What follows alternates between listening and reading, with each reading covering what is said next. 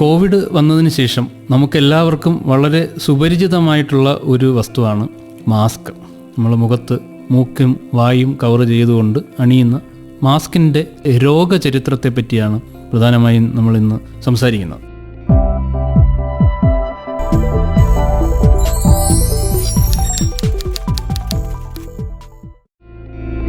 2019 March മാസത്തിൽ ഫ്രാൻസിൽ ഒരു വൈകുന്നേരം COVID-19 എന്ന് പറയുന്ന രോഗാണുവിനെ നമ്മൾ കണ്ടെത്തുന്നതിനും മാസങ്ങൾക്ക് മുമ്പാണ്. അവിടെ പ്രശസ്ത ഫാഷൻ ഡിസൈനറായിരുന്ന മറീൻ സെറേ അവതരിപ്പിക്കുന്ന ഒരു ഡിസൈനർ വസ്ത്രങ്ങളുടെ പ്രദർശന വേദിയാണ് നമ്മുടെ സ്ഥലം.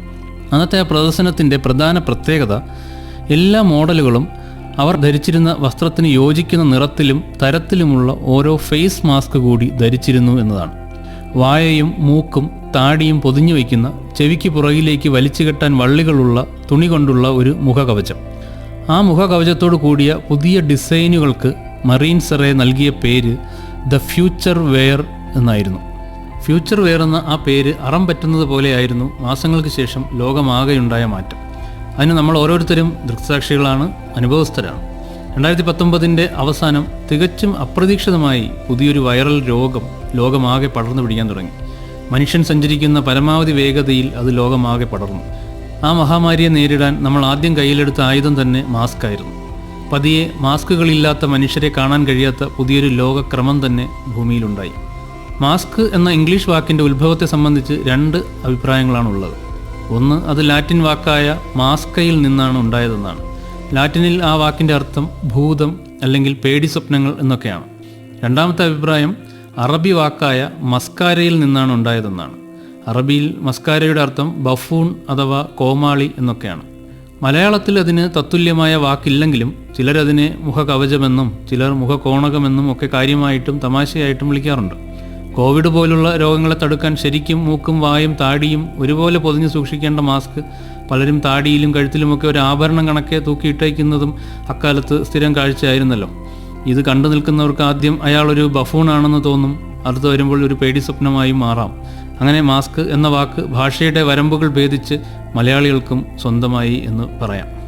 ഇത്തരം മുഖാവരണങ്ങളുടെ ചരിത്രം എന്നു മുതൽ തുടങ്ങുന്നു എന്നതിന് കൃത്യമായ രേഖകളൊന്നുമില്ല. ശ്വസന വ്യവസ്ഥയുടെ ആരോഗ്യം സംരക്ഷിക്കുന്നതിനുള്ള ഒരു മാർഗമായി മുഖം മൂടുന്നത് കുറഞ്ഞത് 2000 വർഷം മുമ്പേ നിലവിലുണ്ടായിരുന്നു എന്ന് അനുമാനിക്കാം.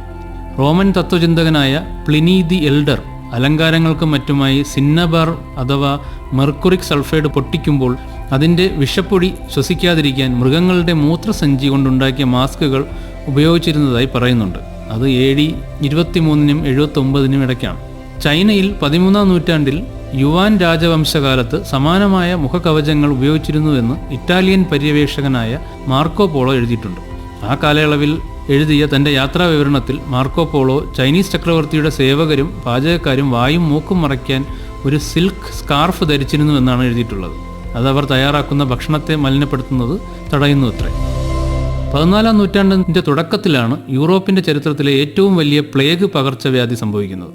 അന്ന് രോഗാണുക്കളാണ് രോഗകാരിയെന്ന് കണ്ടെത്തിയിട്ടില്ലെങ്കിലും മുഖം മൂടുന്നത് രോഗം പകരുന്നത് തടയുന്നതായി ആൾക്കാർ മനസ്സിലാക്കിയിരുന്നു. ജനങ്ങൾ വ്യാപകമായി പലതരത്തിലുള്ള മുഖാവരണങ്ങൾ ഉപയോഗിക്കുകയും ചെയ്തിരുന്നു. അതുപോലെ ലിയനാർഡോ ഡാവിഞ്ചി പെയിൻറ്റിൻ്റെ പൊടിയും അതിലെ വിഷപദാർത്ഥങ്ങളും ശ്വസിക്കാതിരിക്കാൻ തുണി വെള്ളത്തിൽ മുക്കി അത് മാസ്കായി ഉപയോഗിച്ചിരുന്നതായും ചരിത്രത്തിൽ പറയുന്നുണ്ട്. ഒന്നാലോചിച്ചാൽ ആധുനിക വൈദ്യശാസ്ത്രത്തിൻ്റെ ചരിത്രത്തിലെ നിരവധി മുന്നേറ്റങ്ങൾക്ക് കാരണക്കാർ രോഗാണുക്കളാണ്. ഇന്ന് വളരെ പ്രചാരമുള്ള ശ്വാസനാളത്തിലേക്ക് ട്യൂബിട്ട് ശ്വാസം നൽകുന്ന എൻഡോട്രക്കിയൽ ഇൻറ്റുബേഷൻ ഡിഫ്തീരിയയുടെ ചികിത്സയ്ക്കാണ് ആദ്യമായി ഉപയോഗിച്ചത്. വെന്റിലേറ്റർ ആദ്യമായി ഉപയോഗിക്കുന്നത് പോളിയോ രോഗത്തിൻ്റെ ചികിത്സയിലും. അതുപോലെ ഇന്ന് കാണുന്ന മെഡിക്കൽ മാസ്കുകളുടെ പൂർവികരും അണുക്കളെ പ്രതിരോധിക്കാനായി ഉണ്ടായി വന്നതാണ്. 13-ാം നൂറ്റാണ്ടിൻ്റെ തുടക്കത്തിലെ പ്ലേഗിനെ പറ്റി നേരത്തെ പറഞ്ഞല്ലോ. ലോക ചരിത്രത്തിലൂടെ കടന്നുപോയാൽ പ്ലേഗ് പകർച്ചവ്യാധികൾ പലയിടങ്ങളിലും കറുത്ത അധ്യായങ്ങളായി വായിക്കേണ്ടി വരും. പ്ലേഗ് കൊടുങ്കാറ്റ് പോലെയാണ് പടർന്നിരുന്നത്. യുദ്ധങ്ങൾ കൊന്നൊടുക്കിയതിൻ്റെ 10 മടങ്ങാണ് പ്ലേഗ് മഹാമാരിയിൽ പൊലിഞ്ഞത്. 17-ാം നൂറ്റാണ്ടിലെ പ്ലേഗ് പകർച്ചക്കാലത്ത് ഫ്രാൻസിലെയും റോമിലെയും ഡോക്ടർമാരുടെ വേഷവിധാനം വളരെ വിചിത്രമായിരുന്നു. തല മുതൽ പാദം വരെ നീണ്ട തുകൽ ഓവർകോട്ട്, തുകൽ ഗ്ലൗസുകൾ, കട്ടി കണ്ണട, ബൂട്ട്, വിശാലമായ ഒരു തൊപ്പി എന്നിവയുമായി യുദ്ധത്തിനു പോകുന്ന സൈനികരെ പോലെ കവചിത വേഷത്തിൽ അവർ നടന്നു. പക്ഷികളുടേതുപോലെ നീണ്ട കൊക്കുള്ള മുഖംമൂടിയായിരുന്നു ആ വേഷം കെട്ടലിൽ ഏറ്റവും ശ്രദ്ധേയം. കൊക്കിൽ 2 ചെറിയ ദ്വാരങ്ങളും ഉണ്ടായിരുന്നു. കൊക്കിനുള്ളിൽ വൈക്കോലും സുഗന്ധച്ചെടികളും മിന്റ്, റോസ് ഇതളുകൾ, ഗ്രാമ്പു, കർപ്പൂരം എന്നിവയെല്ലാം ചേർത്തിരുന്നു. കെട്ടഗന്ധങ്ങളുടെ ചിറകിലാണ് രോഗങ്ങൾ പറന്ന് പരക്കുന്നത് എന്നതായിരുന്നു അന്ന് ജനങ്ങൾക്കിടയിലെ പ്രബലമായ വിശ്വാസം. ദുഷിച്ചതും മുഷിഞ്ഞതും ചീഞ്ഞതുമായ പല ഗന്ധങ്ങൾ രോഗകാരിയായ ഇത്തരം മിയാസ്മകളെ, മിയാസ്മ എന്നാൽ രോഗം ഉണ്ടാക്കുന്ന വിഷവായു എന്നർത്ഥം, ഇത്തരം മിയാസ്മകളെ നിർവീര്യമാക്കുന്ന സുഗന്ധദ്രവ്യങ്ങളായിരുന്നു ആ കൊക്കുകളിൽ നിറച്ചിരുന്നത്. ആധുനിക യൂറോപ്പിലെ പകർച്ചവ്യാധികൾക്കെതിരായ പരമ്പരാഗത സാനിറ്ററി സമ്പ്രദായങ്ങളുടെ ഭാഗമായിരുന്നു മൂക്കും വായയും മൂടുന്നത്. മിയാസ്മയെ വായുവിൽ നിർവീര്യമാക്കുന്നതിനായിരുന്നു ഇത്. 18-ാം നൂറ്റാണ്ടോടെ അത്തരം സമ്പ്രദായങ്ങൾ ഏതാണ്ട് ഇല്ലാതായി.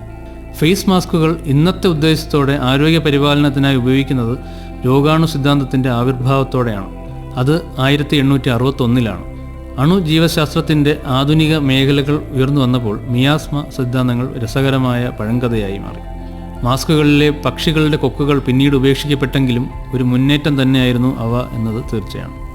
1867 British surgeon Joseph Lister Louis Pasteur അടുത്തിടെ വിവരിച്ച സൂക്ഷ്മതലത്തിലുള്ള ജീവനുള്ള രോഗാണുക്കളാണ് മുറിവ് പഴുക്കുവാനും രോഗാതുരമാവാനും കാരണമാവുന്നതെന്ന് അഭിപ്രായപ്പെട്ടു.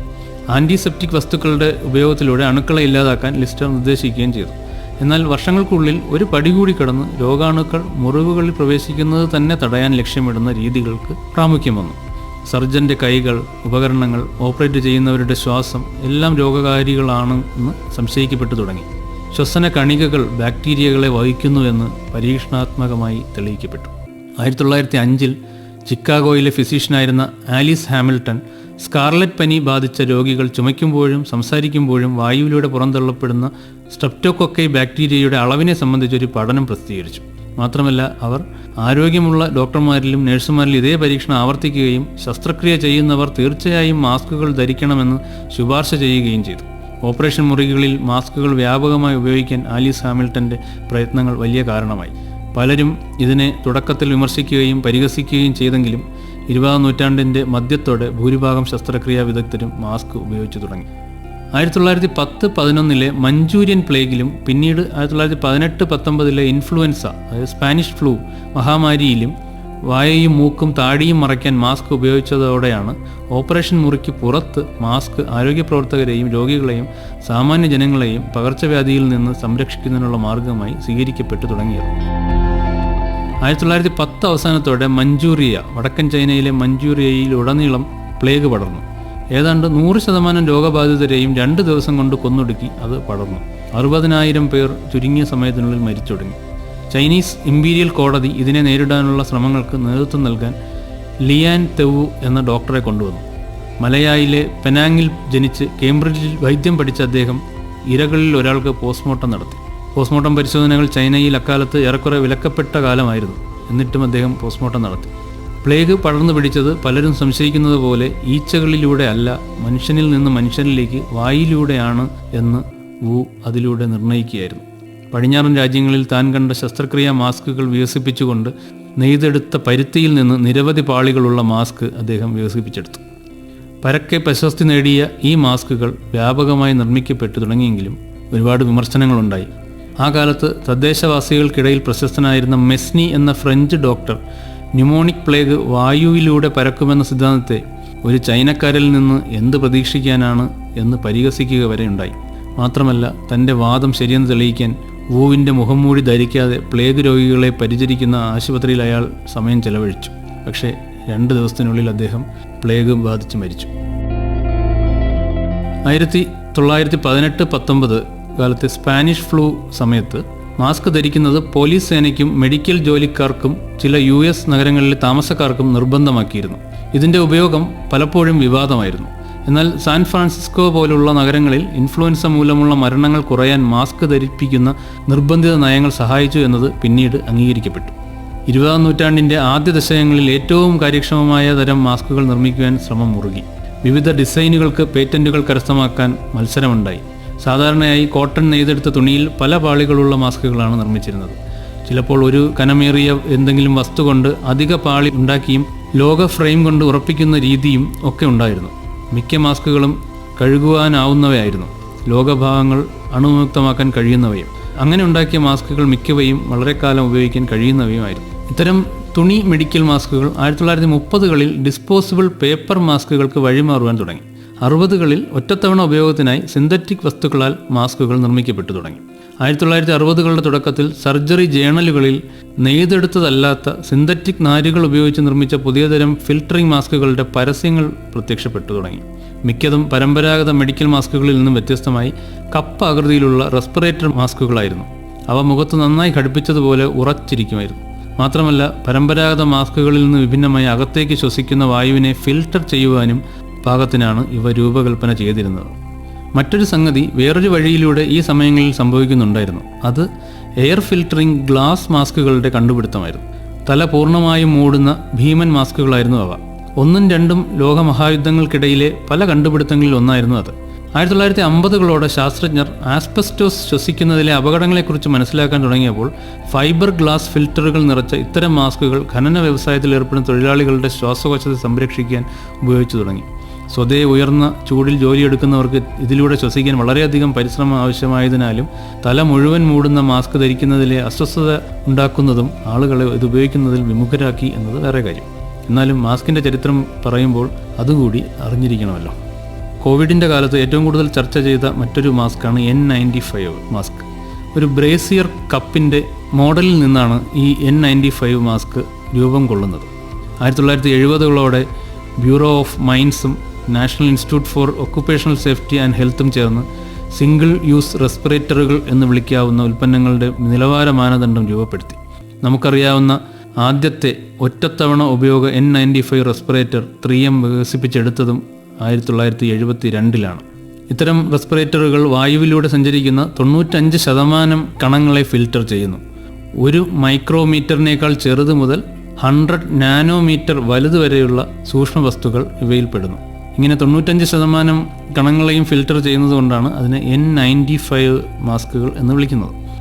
ആദ്യകാലത്ത് പ്രധാനമായും വ്യാവസായിക ആവശ്യങ്ങൾക്കായി ഉപയോഗിച്ചു പോകുന്ന N95 മാസ്കുകൾ ആരോഗ്യരംഗത്ത് വീണ്ടും ശ്രദ്ധ നേടുന്നത് 1990കളിലാണ്. മരുന്നുകളെ പ്രതിരോധിക്കുവാൻ ശേഷിയുള്ള തരം ക്ഷയരോഗത്തിൻ്റെ വർധനവാണ് ഇതിന് കാരണമായത്. രോഗപ്രതിരോധ ശേഷി കുറയുന്ന HIV-യുമായി വളരെയധികം ബന്ധമുണ്ടായിരുന്ന ഇത്തരം ക്ഷയരോഗം പല ആരോഗ്യ പ്രവർത്തകരെയും ബാധിച്ചു. വായുവിലൂടെ രോഗം പകരുന്നത് തടയാൻ ആരോഗ്യ സംരക്ഷണ ഉപകരണമായി N95ൻ്റെ മാനദണ്ഡങ്ങൾ പുനഃക്രമീകരിച്ചു. ക്ഷയരോഗികളെ ചികിത്സിക്കുമ്പോൾ ഡോക്ടർമാർ അവ ധരിക്കാൻ തുടങ്ങി. കോവിഡ് രോഗം വന്നപ്പോഴാണ് സാധാരണ ജനങ്ങൾ പലരും N95 മാസ്കിനെ പറ്റി കേൾക്കുന്നത് തന്നെ. മുമ്പ് കേട്ടിട്ടുണ്ടെങ്കിലും നിപ്പ വരുന്നതിന് മുമ്പ് കേരളത്തിലെ ആരോഗ്യ പ്രവർത്തകർ N95 റെസ്പിറേറ്ററുകൾ വളരെ അപൂർവമായി മാത്രമേ ഉപയോഗിക്കാറുണ്ടായിരുന്നുള്ളൂ. ഇതൊക്കെയാണ് ആരോഗ്യ മേഖലയിൽ ഉപയോഗിക്കുന്ന സാധാരണ മാസ്കുകളുടെ ലോക ചരിത്രത്തിൻ്റെ നാൾ വഴിയുടെ ഒരു ലഘുചിത്രം. ചരിത്രം വീണ്ടും കിളച്ചാൽ വേറെയും കൗതുകകരമായ മാസ്ക് ചരിത്രങ്ങൾ ഇനിയും കിട്ടിയേക്കും. ഈ ചരിത്രമൊന്നും അറിഞ്ഞില്ലെങ്കിലും കുഴപ്പമില്ല. ചരിത്രമാകാതിരിക്കാൻ കോവിഡ് പോലുള്ള അല്ലെങ്കിൽ നിപ്പ പോലുള്ള പകർച്ചവ്യാധികൾ പടരുന്ന വേളയിൽ എല്ലാ മനുഷ്യരും ആരോഗ്യ പ്രവർത്തകർ പറയുന്ന രീതിയിൽ ശ്രദ്ധിക്കേണ്ടതുണ്ട്. മാസ്കാണ് അവിടെ പ്രതിവിധിയെങ്കിൽ മാസ്ക് തീർച്ചയായിട്ടും ധരിക്കണം.